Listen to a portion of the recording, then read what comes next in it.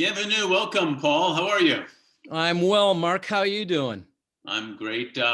Thank you so much for participating in our Leaders Who Care video conversations series, which is too long for the business card, apparently.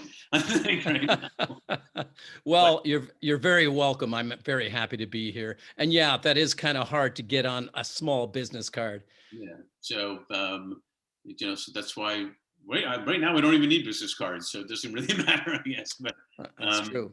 so no, it's really great. That to have you on this. I know this is going to be a super interesting conversation, and two Canadians, going at it, and just having a lot of fun, getting ready for hockey season. So Yeah, yeah, it's not far off, man. it's not. So best place to start, Paul, if you could just briefly introduce yourself. Don't give it all away in the one thing, but briefly introduce yourself, who you are, and maybe tell us a secret no one knows about you, or something like that. Sure. My name is Paul Nadeau. I go by Paul Nadeau. And on my book, it's J. Paul Nadeau because my brother, Robert, he talked me into putting a J in front of my name when I published my book. And I guess it's a little bit snappier, but I do go by Paul. That's one thing that a lot of people don't know because they go, is it J? Is it what does a J stand for? And I'm, Jean Paul. So I've been called J. Paul, Jean Paul. Anyway, uh, I am a retired hostage negotiator, international peacekeeper, detective. I worked in the sexual assault and child abuse unit, and I had a career change because I moved from police work into film and television acting. And then an opportunity opened in 2015 for me to do a TED Talk, which eventually led to my doing inspirational and motivational speaking, uh, writing some more, and just developing myself and helping others. So that's a little bit about my history. That's cool. And where are you from originally?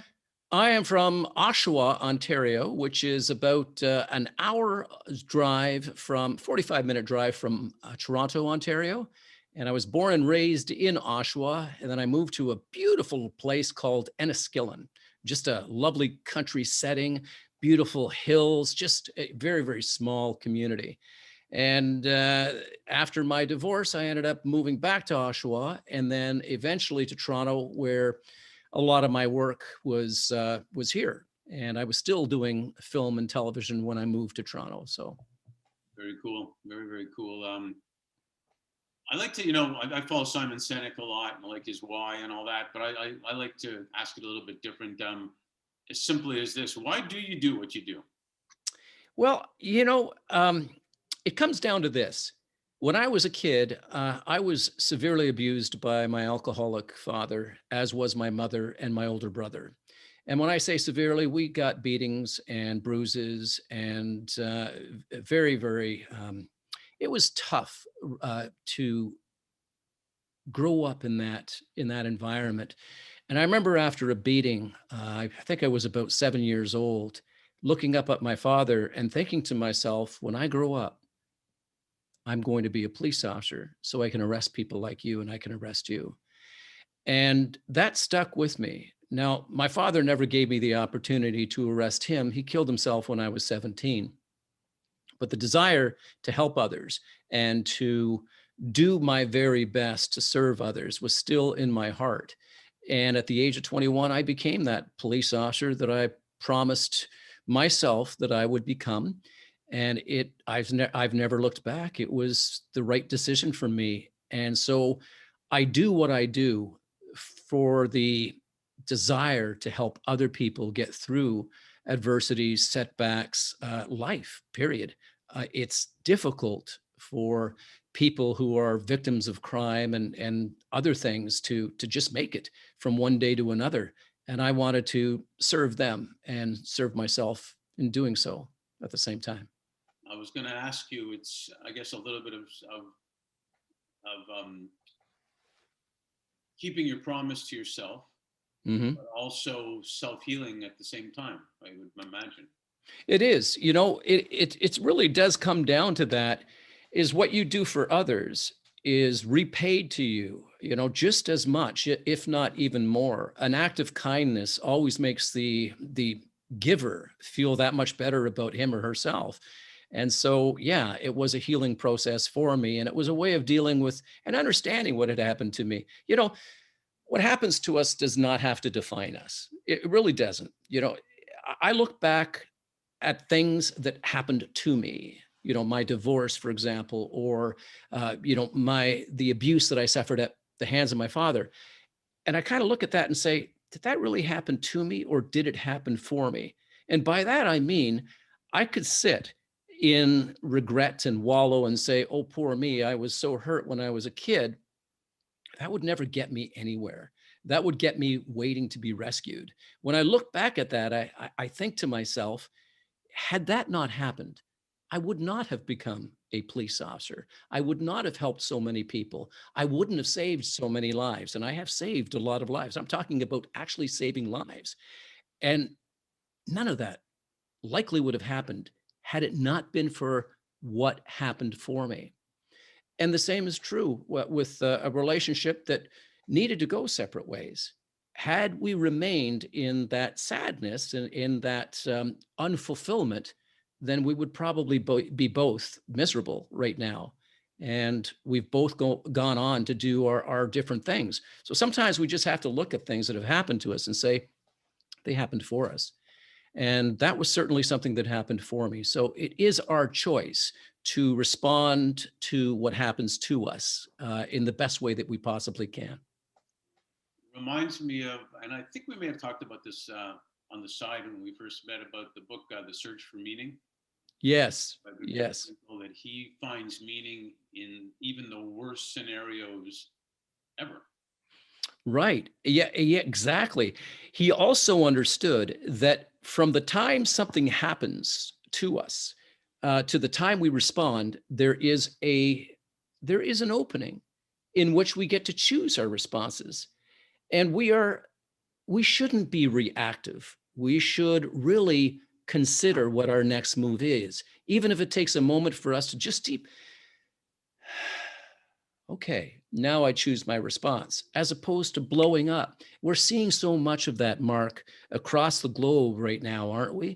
People are reacting. We're failing as a human species. Our test during COVID-19 is not bringing the best marks that humanity could be proud of. In fact, it's making us look pretty bad. Yeah, it's I find that fascinating because if you can find meaning in the worst scenario you've been in, then it's basically a saving of self in a way, type of thing. And what I'm interested in is how you. Well, let me go back a minute. It's taken kind of decades for corporates, if you will, corporate leaders to realize that making an impact in the world is actually good for business. Not to mention attracting the best people, because the best people usually want to work at a place where they'll make money, but also make a difference. So you've been engaged with the police. You've been involved with the UN in the Middle East on major stuff, but also with corporate leaders. And you, like, used to describe, I generally believe things happen for a reason. So correct me if I'm wrong, it's almost like you're saying there was a reason things happened for you to get to the point where what you're doing right now and handling it on extremes. How does it all compare? How it all ties together? How how does a Canadian professor end up doing all this? Basically, Canadians are supposed to be nice people. I love the nice and trusted, but also how do you because I know it's all connected. Explain how it's connected by maybe giving some examples of something that happened with a major extreme and how you would apply that to a corporate leader and vice versa. Absolutely. I believe that I was given a little bit of a gift. I wouldn't say a little bit of a gift. I think I was given a big gift of connecting with people that I have worked on and I have developed, and not only on my own, but by listening to others and by really listening to motivational material and by studying and just by practicing and doing this. So early on in my police career, I came to the understanding that how we treat others is likely how we're going to be treated in return. Everybody has a need to be seen, heard, and acknowledged.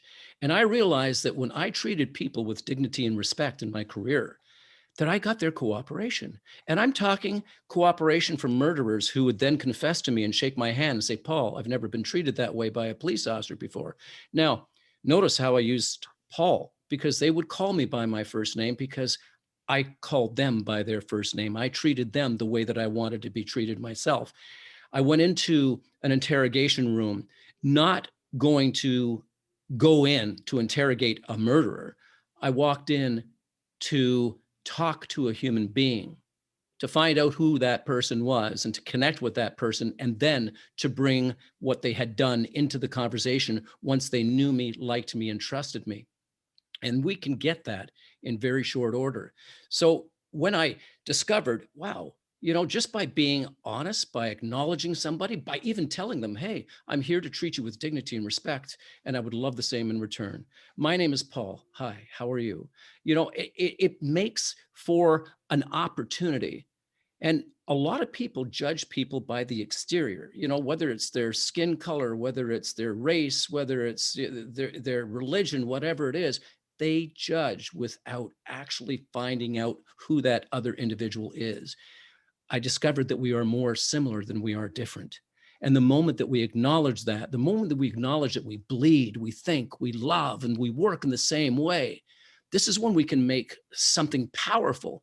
For example, my life was saved by a terrorist in the Middle East when I was on a peacekeeping mission. I was about to be killed, Mark. My partner and I were in the desert being beaten to death when a terrorist stepped in and said, no, this man gets off. Both of us got off, but he was looking at me. And the reason that he chose to save my life was that I had treated him always with dignity and respect, not knowing that he was a terrorist, did not know that, but he was part of the police academy. He was a police a cadet in Jordan in 2005. And after being saved and after looking over how was it that I'm alive here today, I realized it really was on how I treated him. And I think that if we sat down with any person and just opened the channels of communication so that we could get to know the person, we don't always have to agree with them. No, no, no. But boy, can we ever make a difference if we only sit down, talk to each other, respect one another, and just help each other along in this world. Those are the discoveries that I made. So how do they all work together? They all work together because we as human beings want certain things and expect certain things from other human beings. We expect to be treated well, and we hope to be treated well. And when we experience that with another human being who really wants to make that connection with us, anything can happen. And I'll tell you, I more than once I was about to be beaten, and it was all in the way that I had responded to what was happening. Hey, you look like you need help. Can I help you? The hands come up, and I've believed this with my heart and my soul, that the moment that you show that you are willing to connect and to really understand someone is the moment that things can change. And so leaders now who have adopted this way of approaching their employees, their customers, they become coaches, they become supporters. They really give, their employees an opportunity to shine. And then they say, way to go, way to go. Well, that promotes so much good in an organization. It's like a family. Businesses ought to be run like a family, because yes, the CEO may be the head, the mother or the father, and all the other employees are the children. But tonight, Mark, it's your night to do the dishes, and you say, yes, it is. It's my turn to do this, and I'm happy to do it. Hey, way to go, Mark! Thank you for being part of this and for making this family, just thrive. And you're such an important part of all of us. When you talk to somebody like that, doesn't that just make your heart like kind of light up? You feel, yes, I'm seen. Somebody sees me and somebody appreciates me. It's Yeah. lovely. It's gorgeous. Yeah, you're right on the money, because I've read studies based on my background also of that after like air and food, the thing we need the most and want the most is to belong, Yeah. to belong, and that it's the thing that fills people's hearts and souls more than anything, is to belong, which is really what you're talking about. You feel like you belong in the family, you belong. And the other thing is, that infamous expression that it takes more muscles to frown than to smile. So why are we frowning so many times? Yeah. Um, but but the kindest thing you can do with somebody is to tell them the truth, and to hear them. I remember Oprah Winfrey in a interview once said she was adamant when she first started about her beliefs. She disagreed with so many people, and the thing she learned most of all ever, even though she didn't agree all the time, was just to make sure the other person felt that they were heard. To your Hmm. point. Hmm. So, have you found that in working with corporate leaders, you've been able to get that message across to them by using examples of like the terrorist and how he felt towards you? Oh, absolutely. I do a lot of virtual coaching and teaching and sharing my experiences and my stories with corporations, and they immediately get it. And I'm a storyteller. When I tell a story, I'm going to keep you on the edge of your seat. I'm going to have you laughing, crying, and then thinking. You're going to feel and experience all those emotions. But the stories that I tell all lead to the same way. This is why it worked out. And this is how it worked out. And this is how you apply it to your particular life, be it in business or be it personally. We can make a huge difference if only we follow some simple steps. And they are really simple.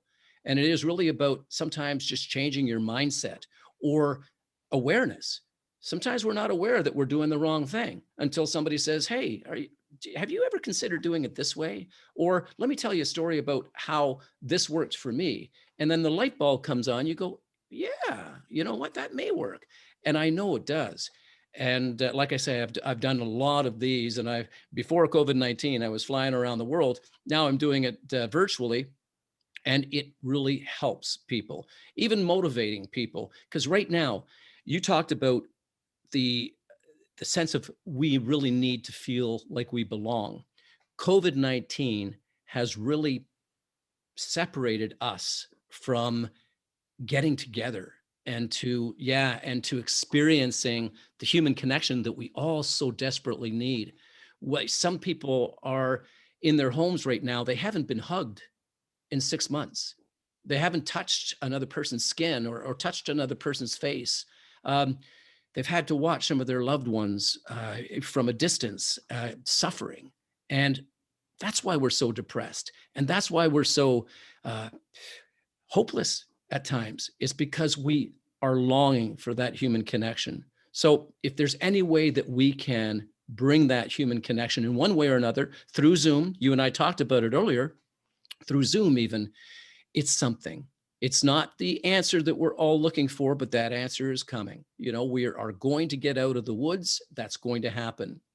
Right now, what we need to do, and I asked this, Mark, and I'm probably talking too much, but I asked this on social media recently. I said, COVID crazy or COVID creative? Which category do you fall into? That's great.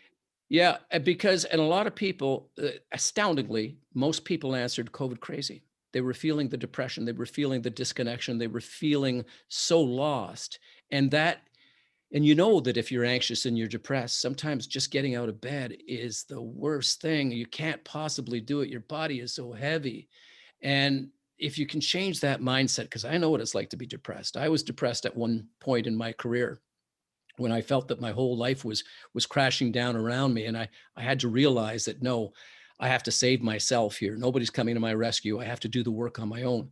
But the moment that mind shift took over and I was able to get myself out, I now understand what it's like for someone who is suffering in that way.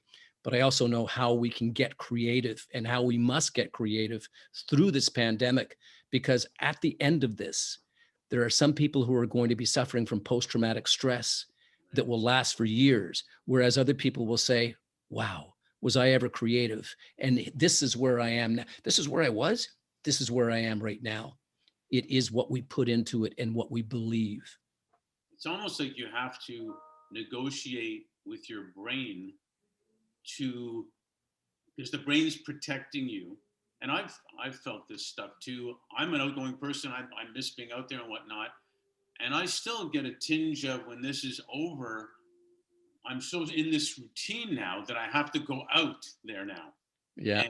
And I love going out there, but I still, the brain is telling me, well, you sure you want to do that type of thing?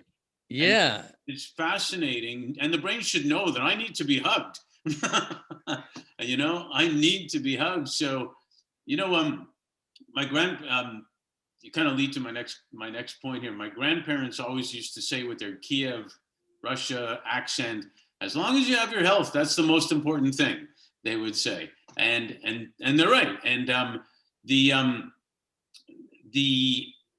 what I wanted to ask is, what my grandfather would also say, I was going to say, is that if you were feeling down, he would say, well, why don't we just go over to the children's hospital and walk around a little bit and see how down you should be feeling versus being grateful, type of thing. And wasn't rocket science, and he wasn't college graduate or anything, but he was a big influence in my life in respect to that stuff like that. But where I'm leading with this is, considering all the technology change that's happening, still speeding along, considering we have COVID and everything we talked about, considering the tipping point inevitable for racial justice and that, considering wildfires and God knows what else. And then I heard the other day the governor saying a snowstorm. You got to be kidding me! Right when we're distributing the vaccine.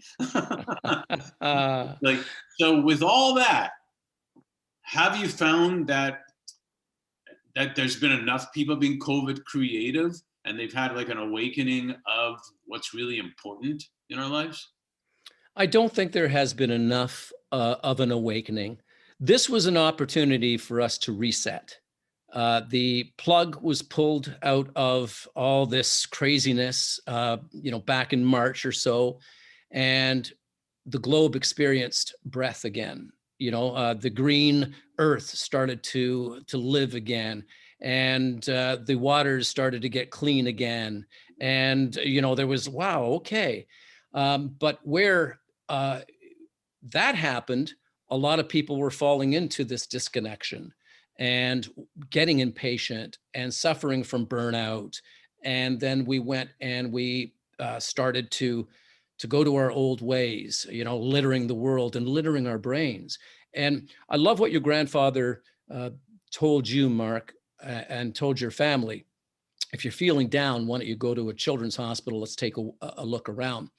I think we all need to do that, to remind ourselves that our lives may be hard right now, but there are people who are experiencing a lot harder challenges than we are.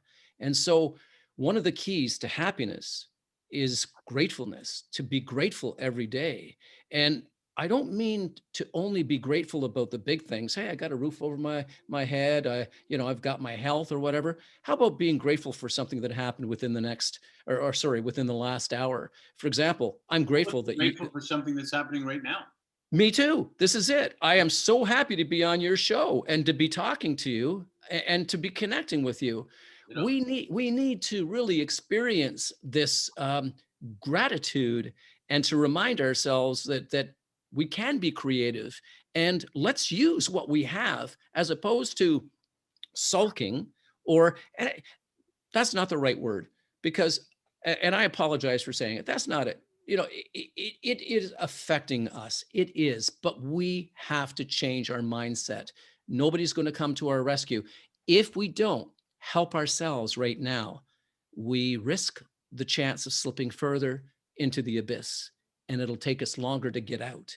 It's time for us to recognize that, hey, wait a minute, I've got to stop digging this hole that I'm digging, this hole of anxiety, this hole of depression. I got to drop the shovel And I've got to stop right now and look towards the light. And that may mean reaching out to a friend. That may mean doing something really positive, being creative. Start that book you were thinking about writing. Start that, cooking class or whatever. Take a course, reach out to people, help people. Go out on the street and say hello to everybody you possibly can. It'll freak them out. Hey, how you doing? Well, wear What? a mask. Yeah. And wear your mask. Exactly. Yeah. Yeah, Yeah. you're right. People generally a lot of times do get freaked out if you say hi. It's like holy cow, but it's like it's a and it's funny because it's another thing. My grandfather used to take us walks when we were little kids, and I don't know if I mentioned this to you. And he'd smile at everybody, and they'd smile back. And I said, because we were Jewish, and we called him Zeta. I said, Zeta, how do you know all these people? And he said, I don't know most of them, but I smile at them, and they would smile back at me. And they started talking to me and everything, and he loved it, and it was beautiful.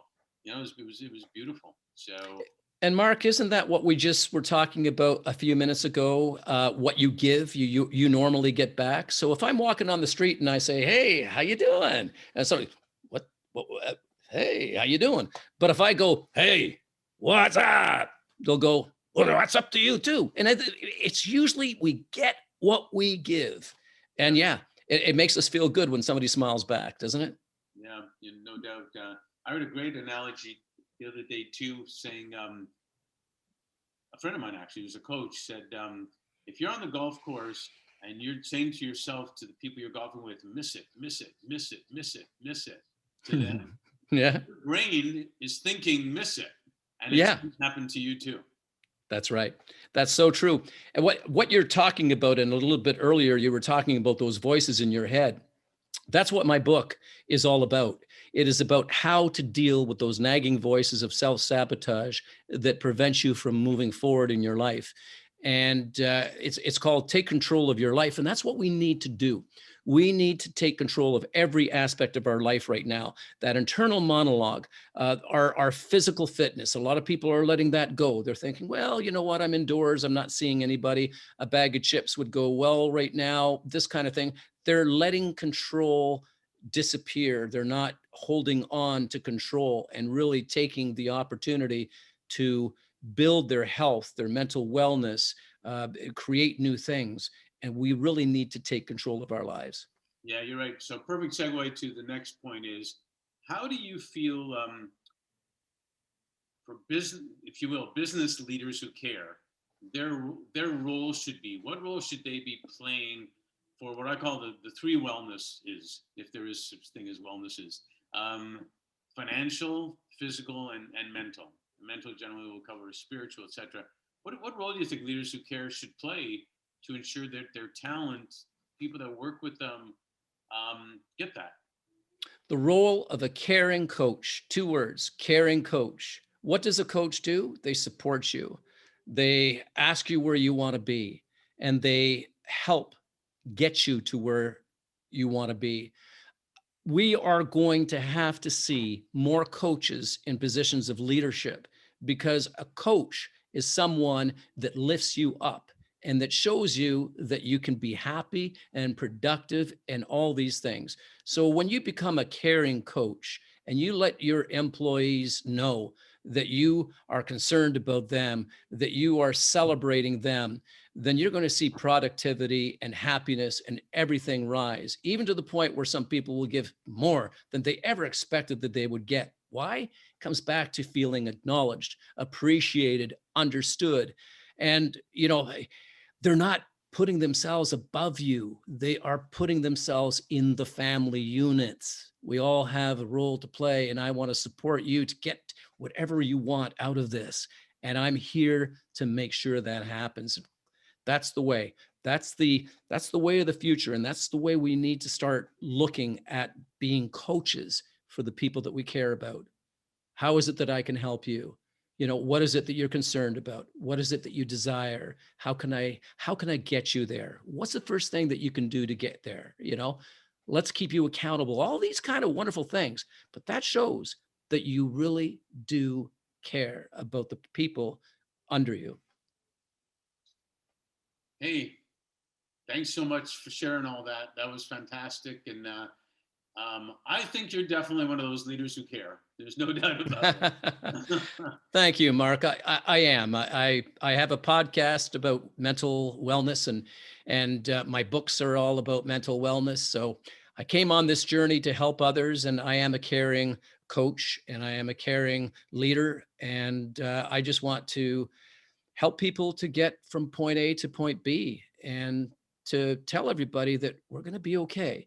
We have to go from, we've seen this me mentality so much lately. You know, it's all about me, my rights, we hear this yelling and screaming. We've got to go from me to we.